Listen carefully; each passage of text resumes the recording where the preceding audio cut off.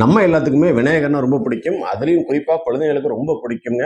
இப்ப நம்ம விநாயகர வீட்ல செய்ய போறோம். அதாவது நம்ம வீட்ல இருக்கக்கூடிய ஒரு சின்ன விநாயகர எடுத்து, அதே போல வேற வேற விநாயகர் செய்ய போறோங்க. அதற்கு முன்னால நம்ம சிலிக்கான் ஜெல் வாங்கிக்கணும். ஹார்ட்வேர் கடை, எலக்ட்ரிக்கல் கடை இது போல கடைகள்ல சிலிக்கான் ஜெல் அப்படின்னு கேட்டீங்கன்னா தருவாங்க.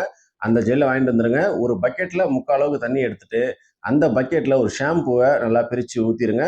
அதற்கப்புறம் கொஞ்சம் கலக்கிட்டுட்டு, இந்த சிலிக்கான் ஜெல்ல நல்லா பின்னால சைட்லேருந்து நல்லா ப்ரெஸ் பண்ணீங்கன்னா, இதில் ஜெல் வருங்க. அந்த ஜெல் எல்லாத்தையும் ஒன்று சேர்த்துருங்க. ஒன்று சேர்த்துட்டு, நம்ம வீட்டில் இருக்கக்கூடிய விநாயகர் எடுத்து ஃபுல்லும் ஆயில் தேங்காய் எண்ணெயில் நல்லா தடவி விட்டுருங்க.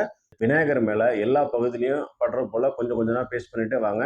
கடைசியாக இப்போ நீங்கள் பார்க்குறீங்க பாருங்கள், இது போல் ஒரு மோல்டிங் கிடைச்சிரும்.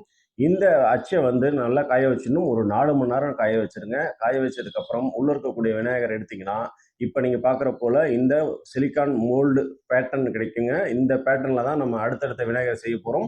இதற்கு நம்ம எம்சில் எடுத்துக்க போகிறோம். இந்த எம்சில் நல்லா மிக்ஸ் பண்ணிங்கன்னா கருப்பு கலரில் வந்துடும். இந்த எம்சிலை இந்த பேட்டர்னுக்குள்ளார எல்லா பகுதியிலையும் இருக்கிற போல் இப்போ நீங்கள் பார்த்துட்டு இருக்க போல் ஃபுல்லாக அப்ளை பண்ணிவிடுங்க. அப்ளை பண்ணிவிட்டு இதை ஒரு 4 ஹவர்ஸ் வச்சிங்கன்னா இப்போ நமக்கு விநாயகர் கிடைச்சிட்டாரு.